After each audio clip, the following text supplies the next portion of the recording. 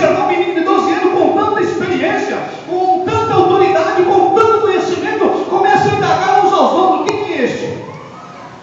Quem é esse menino tão novo? Que escola que ele estudou? De onde que ele veio? Porque ele sabe mais coisas que nós. Aqueles doutores não sabiam que aquele menino era o próprio Filho de Deus. Era o próprio que Isaías já estava profetizando. Que ia vir ele, ia vir o Salvador, mas que o povo ia crucificá-lo, mas que o povo ia açoitá-lo, que o povo ia negar ele.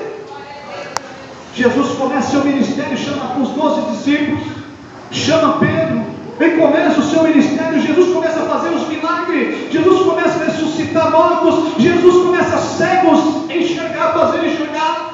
Jesus começa a curar pessoas que estavam com fluxo de sangue. Jesus começa a fazer 1000 maravilhas. E Jesus também, certa feita, no livro de João capítulo 5, ele vai até Jerusalém na festa dos judeus. Aproximadamente já quase 30 anos, Jesus vai a Jerusalém, a festa dos judeus, porque tinha uma festa dos judeus lá. Mas antes de chegar em Jerusalém, ele observa e passa pelo lugar chamado a Porta das Ovelhas, um lugar que eles faziam lá, construído pela uma porta de uma reunião onde eles se reuniam. E Jesus passa a Porta das Ovelhas, e perto da Porta das Ovelhas diz que tinha um tanque chamado Betesda, em hebreu ele chamava Betesda. E perto deste tanque tinha 5 alpendres, 5 colunas que sejam, então que ali tinha uma varanda coberta onde o povo ficava. Porque naquele tanque descia um certo anjo e movia aquele movimento das águas, e qualquer pessoa que ali descesse primeiro naquela água, ele era curado de qualquer enfermidade. E o que me chama a atenção é que este homem, Jesus, ele para nesse lugar e observa que lá tem um homem que há 38 anos está em cima de uma cama. Há 38 anos esse homem está sofrendo. Há 38 anos esse homem não sabe o que é andar. Esse homem não conhece o que é caminhar. Esse homem não conhece o que é passear, o que é ir de um lado para o outro. Ele está em cima de uma cama, diz a Bíblia. E Jesus chega naquele homem, a multidão esperando o movimento das águas. A multidão não observa que Jesus chega ali. Aleluia. E Jesus chega naquele homem e fala para aquele homem assim: queres ficar são? Aquele homem ouviu: mas Senhor, eu costumo da época chamar de Senhor. Hoje está difícil, hoje é tu, você, e assim por diante, né? Mas era o costume da época, aquele povo daquela época preservava muito isso. Senhor, porque ainda ele não sabia que era Jesus. Mas Senhor, toda vez que chega aqui o anjo e faz o movimento das águas aqui, que é para me lançar, lá vai outro antes de mim, e eu fico esperando. Mas eu não perdi a fé não, eu estou aqui esperando. Eu sei que em algum momento eu vou entrar nessa água, mas a multidão não muito ficava esperando. Como hoje nós vemos nas igrejas, muitas pessoas preferem movimento, muitas pessoas preferem: não, eu vou lá por aquele irmão assim, não por aquele outro irmão aqui daquele jeito. Mas Jesus passa dentro da igreja e ele não observa que Jesus passou, entrou e saiu, e ele não viu.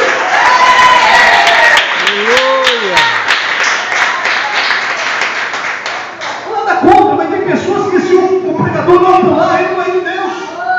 Se o pregador não gritar, ele não é de Deus.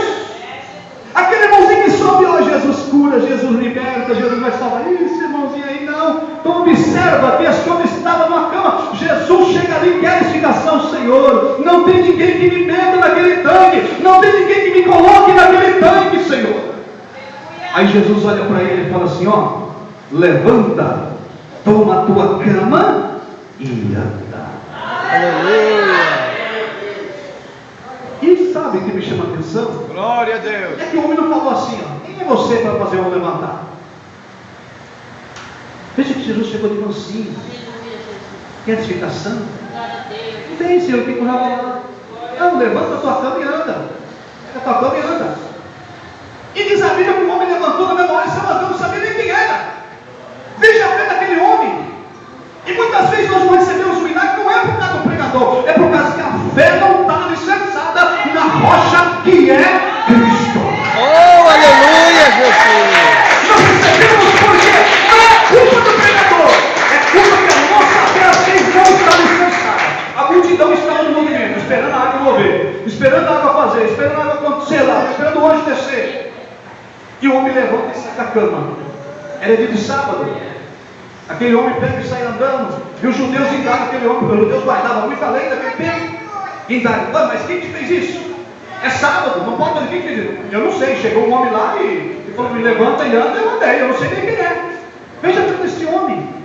É a mesma coisa quando Deus usa, seja quem for a pessoa, seja quem for irmãozinho que chegar, não saber nem falar, nem conversar, que não terei cura. Mas quando Deus usa, Deus fala. Se você crê, se você crê, Deus move montanhas, Deus move barreira, Deus repreende demônio, Deus levanta paralítico, Deus se faz do céu e Abra o teu nome, Senhor. Aleluia.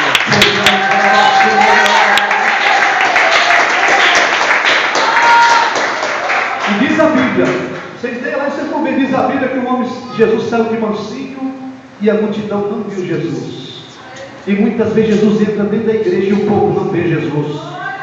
Muitas vezes Jesus passa do lado do meu irmão, do lado da minha irmã, do lado da minha pessoa e nós não vemos Jesus, porque nós estamos esperando o pregador. Se nós esperarmos o pregador, nós não vamos esperar nada, mas se esperar o Deus vivo, o Deus vivo de Israel, o Deus vivo que está presente, você vai receber de Deus.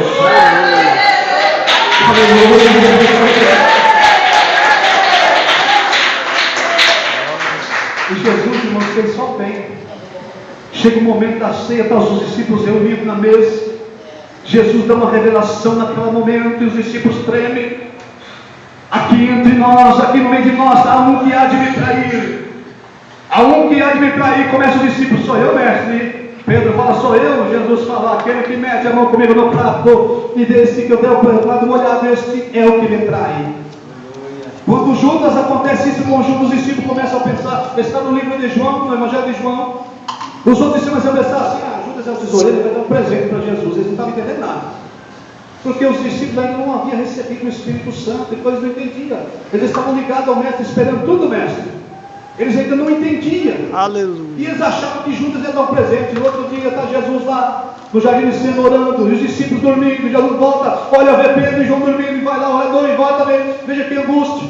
Jesus começa a suar lágrimas, suar sangue. Jesus começa a chorar lágrimas e sangue. Jesus olha: Pai, se for possível, passa de mim este cálice. Pai, se for possível, tira de mim a cruz.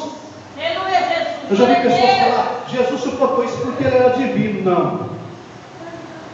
Isaías fala e a Bíblia fala que Jesus tinha as mesmas paixões que nós tivemos. Aleluia.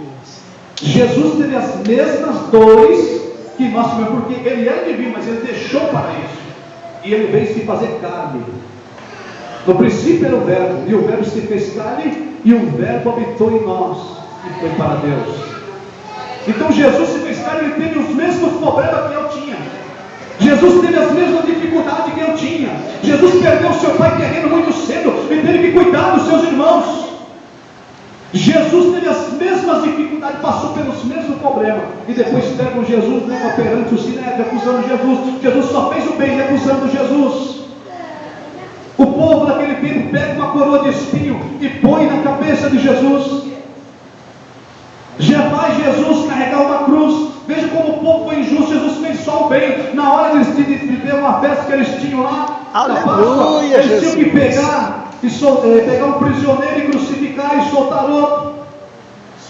E ali começa Pilatos a indagar e falar assim: quem é que vocês soltaram, Jesus Cristo Nazareno ou Barrabás? Barrabás era um prisioneiro político da época, terrorista, matava, sanguinário. Ele era assassino, estava preso. Ele estava condenado à morte, ele era maldito, e maldito tinha que morrer na cruz do Calvário. E Cristo se fez maldito por nós. A cruz não era de Cristo, a cruz era para mim. A cruz era para mim, irmãos. A cruz não era de Cristo, mas Cristo foi padecer na cruz. Aleluia. E o povo dizia: solta Barrabás e crucifica Jesus. Jesus veio trazer salvação. Jesus veio abrir o véu do tempo, o homem outra vez ter comunhão com o Pai. Jesus veio trazer boas novas. Jesus veio trazer a redenção. E o povo grita: solta Barrabás e crucifica aleluia. Jesus. Jesus carregou a cruz, veio no caminho reto. Tem um homem sirineu que ajuda Jesus a carregar aquela cruz. Aleluia. Jesus chega no caminho do mal, da caveira, crucificam Jesus, pregam Jesus lá, levantam Jesus no alto, colocam Jesus no meio de dois ladrões que estavam condenados para morrer. ladrões lá falam assim: ô, que tu é filho de Deus? Prova nós agora. Desce da cruz, salva a tia, nós também, prova agora. E o outro fala: olha, este homem não merece isso. Nós merecemos nossos atos que nós cometemos, mas esse homem é santo, ele não merece isso. O Senhor, lembra de mim quando estiver no teu paraíso. Hoje mesmo, meu filho estará comigo no meu paraíso. Jesus tem sede e pede água. Pega uma esponja, moe no vinagre e dá para Jesus. Jesus recusa. Pegaram Jesus batendo com uma quarentena menos uma, 39 açoites no nome de Jesus nas costas. Mas por que isso, irmão? Por mim e por você que está aqui esta noite. Na ponta desse açoite, nessa negócio chamada azorrada, que era um açoite, nas pontas tinha ossos quebrados, bolinhas de chumbo, que aonde batia na carne lacerava, arrancava pedaço. E Jesus não gemeu, não gritou. Jesus ali não disse nada e apanhou para lá. Aleluia, Jesus. Porque ele sabia que se ele não passasse por isso, o homem estava condenado sem salvação. Ele sabia que o homem estava condenado. Mas Jesus na cruz do Calvário, outro chega, passa uma lança e através de um lado ao outro. Jesus olha para o Pai, perdoa eles porque não sabem o que fazem. Então, irmãos, prestem bem atenção. O que nós passamos hoje, o que nós vemos hoje, é um resultado para mexer com nós, para que nós abrimos o nosso coração e se voltamos mais para Deus.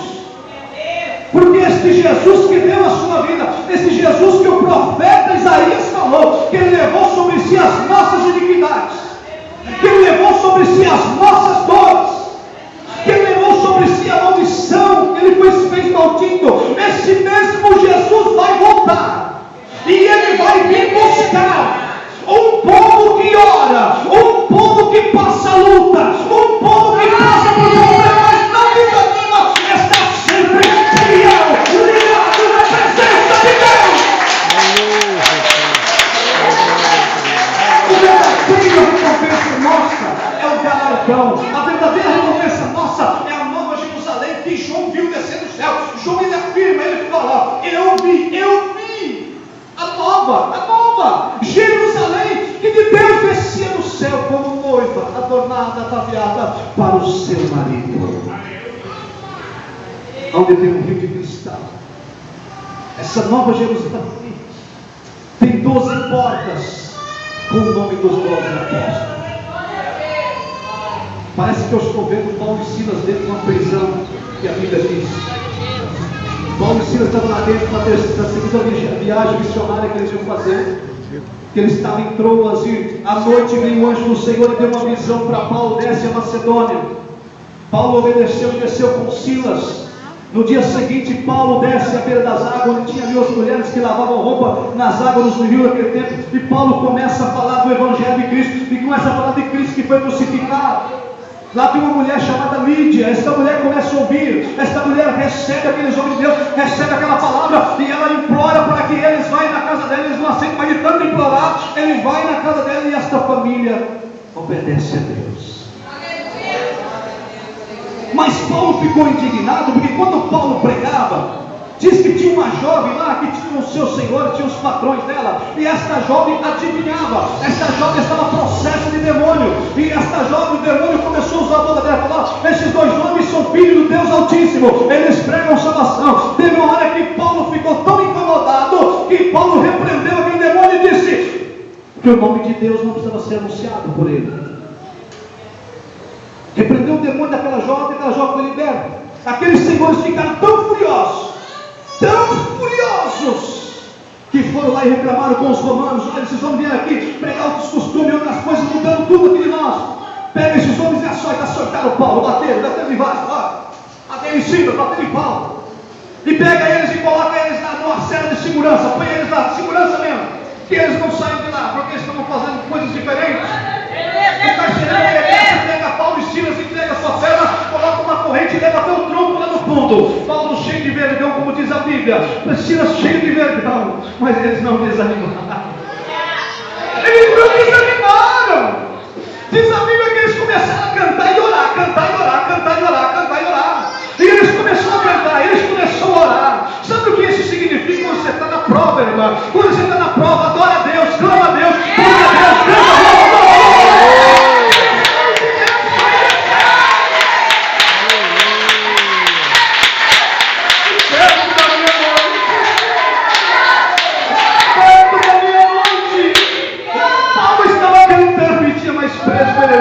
canta, sente sono, carcereiro. Segurança ali sente sono. E vai dormir. Está com a chave, não tem como ele sair, está tudo cadeado, correndo, tudo grave, não tem como sair. E Paulo continua cantando, cantando, Silas continua cantando. A presença de Deus vem da cantar, como se um terremoto caísse naquele lugar. E as correntes de braço,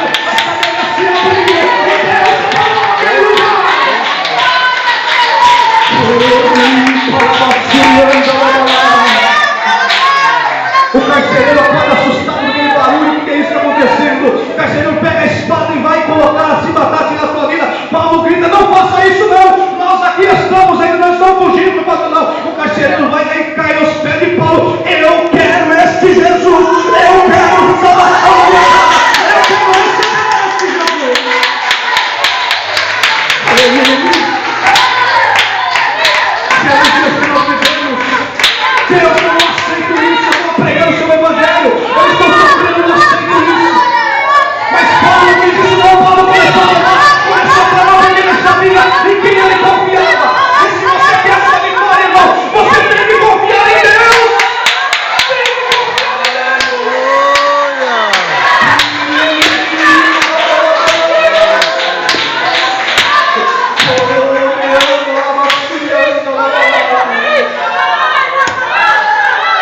Se você quer a vitória, aprenda a confiar mais em Deus.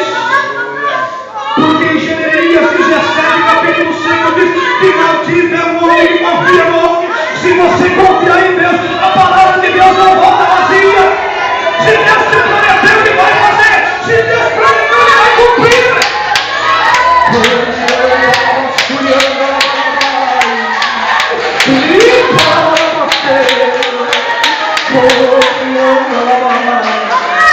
O mundo cambaleia, Satanás está agindo, pessoas estão morrendo, famílias estão sendo destruídas, mas o povo de Deus está firme, o povo de Deus tem que estar firme, tem que estar na mão, tem que estar na rocha para receber a salvação do Senhor.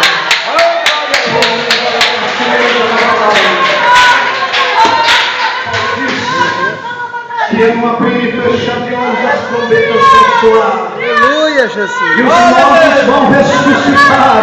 Os que morreram com Cristo ressuscitarão primeiro. E nós que ficamos depois encontraremos nos ares para participar da mesa das bodas do Cordeiro, que está preparada. Que Jesus vai apresentando ao Pai e dizer: Pai, esta é a igreja que eu comprei com sangue. Esta é a igreja lavada e purificada. E bebida o sangue do Cordeiro.